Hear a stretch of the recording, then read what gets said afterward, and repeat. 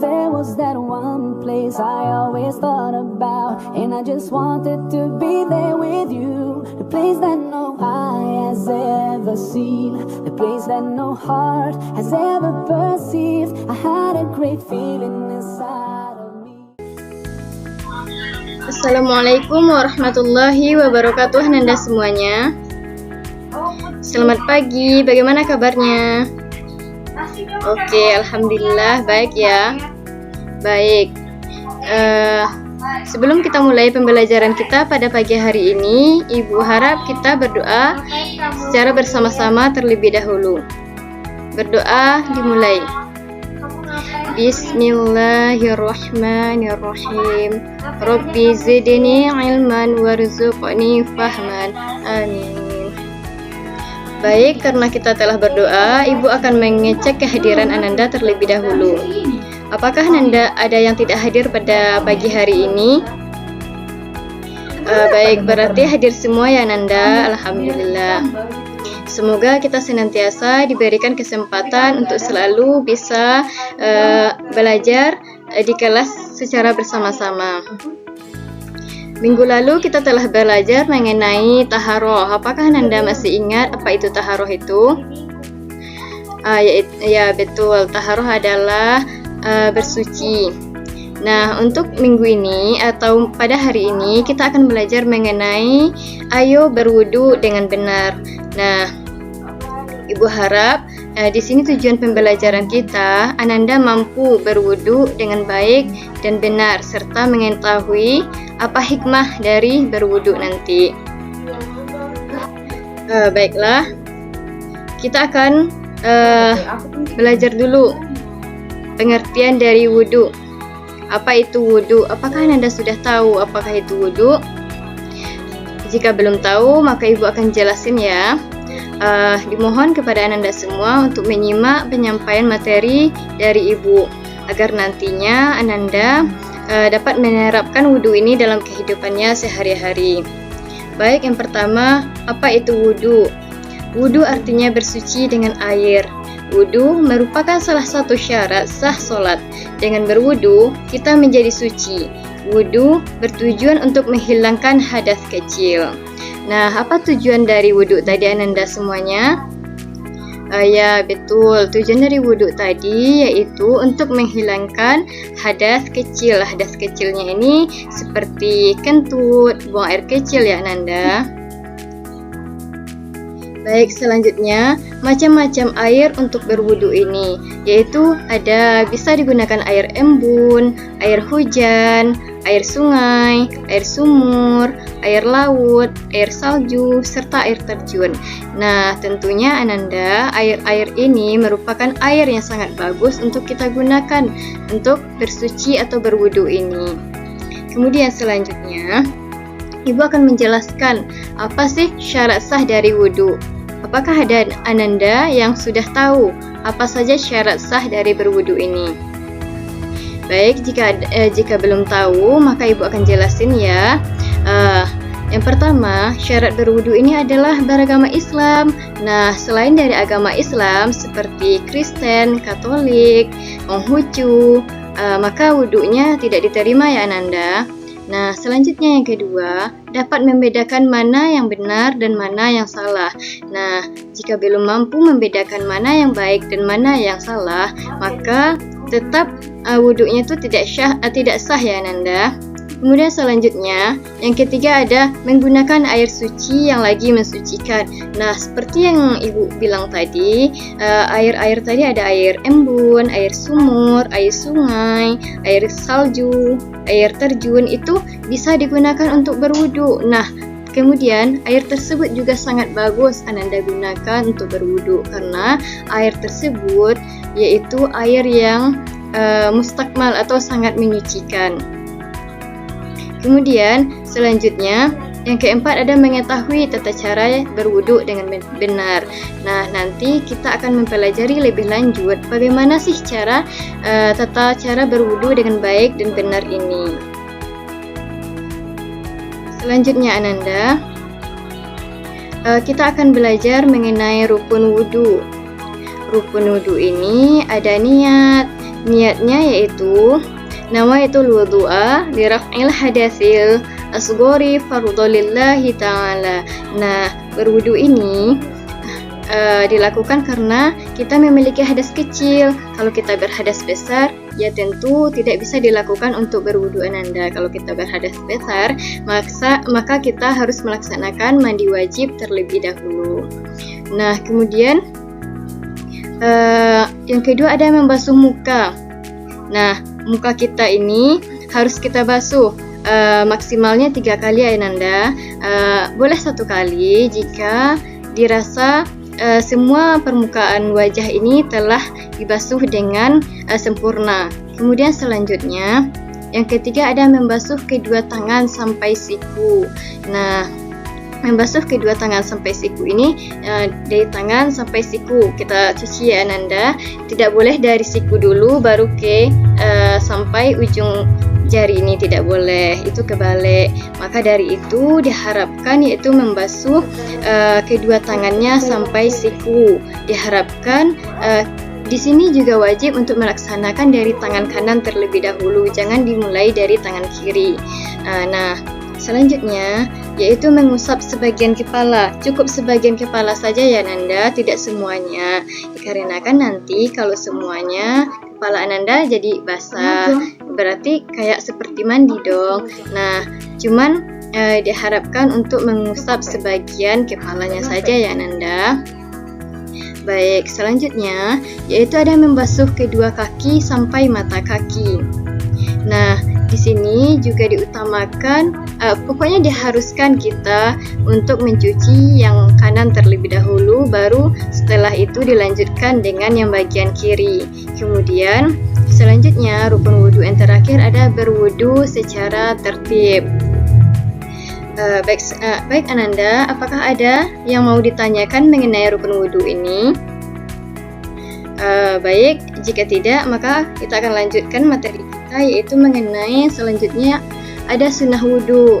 Nah, terdapat sunnah-sunnah wudhu. Nah, yang mana jika ditinggalkan tidak bermasalah ya Nanda, tapi jika dilaksanakan maka lebih baik, dikarenakan di sini nanti kita akan mendapatkan pahala dari sunnah yang telah kita lakukan tadi, yaitu sunnah-sunnah berwudu ini ada membaca basmalah sambil cuci tangan. Nah, ketika kita mencuci tangan, diusahakan membaca basmalah dulu ya Nanda. Selanjutnya berkumur-kumur. Berkumur-kumur ini termasuk kepada sunnah dari wudu, tidak diwajibkan ya Ananda, tidak termasuk rukunnya. Jika ditinggalkan pun tidak bermasalah. Nah, selanjutnya ada membersihkan lubang hidung. Nah, lubang hidung ini diharapkan kita bersihkan. Selanjutnya ada mengusap seluruh kepala. Nah, sebagaimana yang Bu bilang tadi, mengusap kepala itu sunnah ya Ananda, tidak termasuk dari rukun atau tidak wajib ketika kita melaksanakan wudhu tersebut. Kemudian selanjutnya ada mengusap kedua telinga. Mengusap kedua telinga, walaupun ini sunnah, tapi diharapkan Ananda tetap melaksanakan yang bagian kanan terlebih dahulu, baru diiringi dengan telinga sebelah kiri. Kemudian selanjutnya ada membasuh atau mengusap anggota badan 3 kali.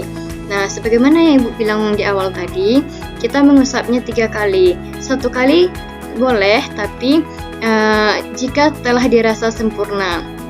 Kemudian selanjutnya mendahulukan anggota badan yang kanan. Nah, tadi Ibu juga sudah jelaskan kepada Ananda bahwasanya kita harus mendahulukan anggota badan yang kanan terlebih dahulu, baru nanti Ananda iringi dengan yang bagian kiri ya Ananda. Apakah ada dari Ananda yang ingin bertanya mengenai sunnah wudhu ini? Baik, sepertinya Ananda sudah paham ya mengenai sunnah dari wudhu ini. Lanjut. Kemudian kita akan belajar mengenai hal-hal yang membatalkan wudhu. Terdapat hal-hal yang membatalkan wudhu. Nah, Ananda simak ya baik-baik, karena ini sangat bermanfaat bagi Ananda. Nanti mana tahu Ananda kan tidak tahu nih ini dapat membatalkan wudhunya, dan Ananda tetap melaksanakan sholat, maka nanti sholat Ananda tidak diterima atau Ananda sholatnya cuma-cuma. Nah, Yang pertama ada buang angin atau terkentut. Nah, jika Ananda kentut, maka itu dapat membatalkan wudhu ya Ananda. Maka diharapkan Ananda melaksanakan wudhu kembali. Nah, kemudian yang kedua ada buang air kecil dan buang air besar.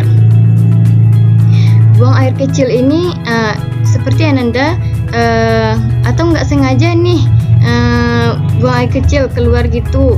Nah, di sini Ananda membatalkan wudhunya Ananda. Wudhu Ananda jadi batal karena buang air kecil ini. Kemudian selanjutnya ada menyentuh dubur atau kubul dengan telapak tangan.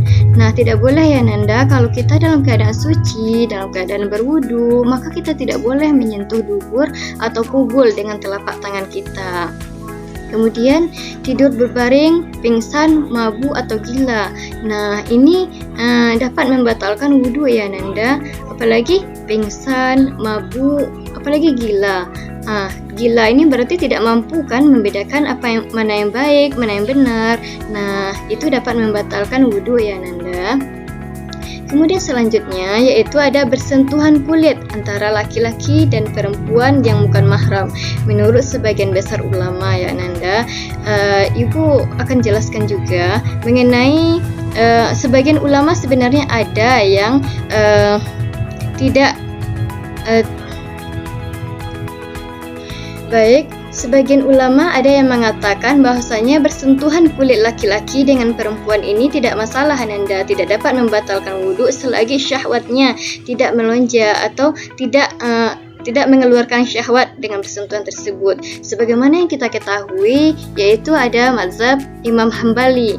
Nah, di situ kan ketika orang melaksanakan umroh atau haji, mereka bersentuhan kulit laki-laki dan perempuan pun tidak apa-apa karena nanti bakalan sulit lagi berwudunya. Jadi Imam Hanbali ini berpendapat bahwa bersentuhan kulit agar laki-laki dan perempuan jika tidak menimbulkan syahwat maka itu sah-sah saja ya Nanda.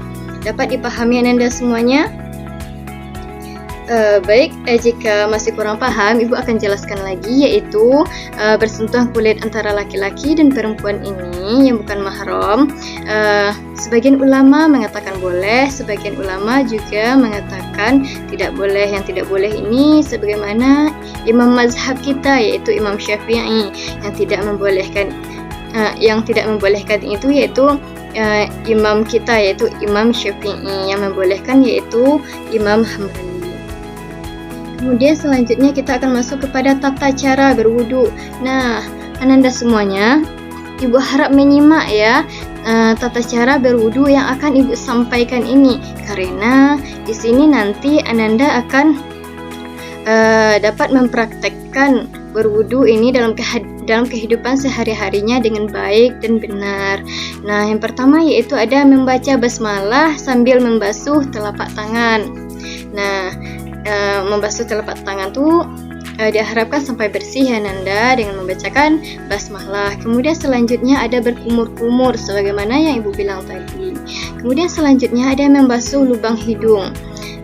Kemudian selanjutnya ada membasuh muka disertai dengan niat. Nah, kita ini membaca niatnya ketika membasuh muka ya Nanda.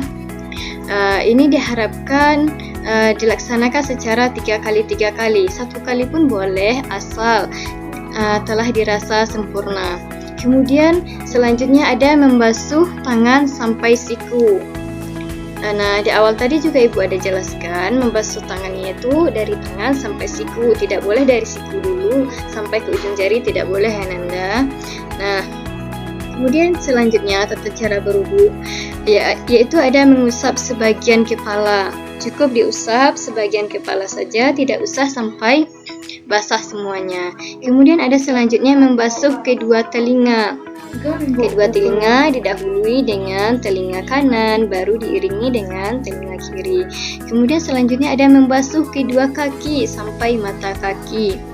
Nah, ini juga diawali dengan kaki kanan, baru diiringi dengan kaki kiri. Selanjutnya berdoa setelah berwudu. Baik, materi kita yang terakhir yaitu ada hikmah berwudu. Nah, Apakah Ananda tahu apa hikmah dari berwudu ini? Baik, jika belum tahu, Ibu akan jelaskan hikmah-hikmah dari berwudu ini. Yang pertama ada melaksanakan perintah Allah Subhanahu wa Ta'ala. Nah, tujuan kita berwudu ini yang pertama kan melaksanakan perintah Allah Subhanahu wa Ta'ala. Kita sebagai hamba Allah harus melaksanakan perintah Allah. Kita tidak boleh melanggar perintah Allah tersebut. Kemudian yang kedua meneladani Rasulullah Sallallahu Alaihi Wasallam, karena Rasulullah adalah suri tauladan bagi kita. Kemudian yang ketiga ada menghapus dosa. Melalui wudu ini dosa kita bisa terhapus, bisa turun dosa-dosa kita, bisa menggugurkan dosa-dosa kita. Kemudian selanjutnya ada meningkatkan derajat di hadapan Allah Subhanahu wa Ta'ala. Nah, jika kita dalam keadaan bersuci Ananda, maka derajat kita akan diangkat oleh Allah Subhanahu wa Ta'ala. Kemudian selanjutnya menjaga kesehatan dan terhindar dari penyakit. Nah, sebagaimana yang kita ketahui bahwasanya berwudu itu adalah bersuci, maka kita akan terjaga kesehatan dan terhindar dari penyakit. Kemudian selanjutnya bercahaya saat hari kiamat. Nah, jika kita rajin berwudu Ananda, maka di hari kiamat kelak wajah kita akan berseri-seri, bercahaya. Nah, itulah materi kita pada hari ini Ananda. Apakah tujuan pembelajaran kita sudah tercapai? Ya, sudah tentu ya Ananda. Tujuan pembelajaran kita sudah tercapai, yaitu Ananda sudah mampu mengetahui apa sih tata cara berwudu itu, hikmah dari berwudu itu. Untuk minggu depan kita akan belajar. Untuk minggu depan kita akan belajar mengenai cara pelaksanaan atau tata cara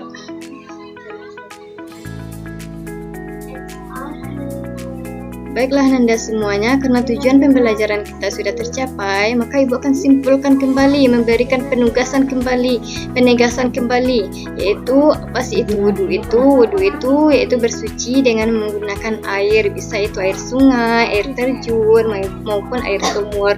Nah, kemudian berwudu ini juga memiliki beberapa hikmah yang sangat bermanfaat, yaitu kita mampu meneladani Rasulullah, mengikuti perintah Allah, kemudian selanjutnya bersinar di hari kiamat. Untuk minggu depan kita akan belajar mengenai hari kiamat.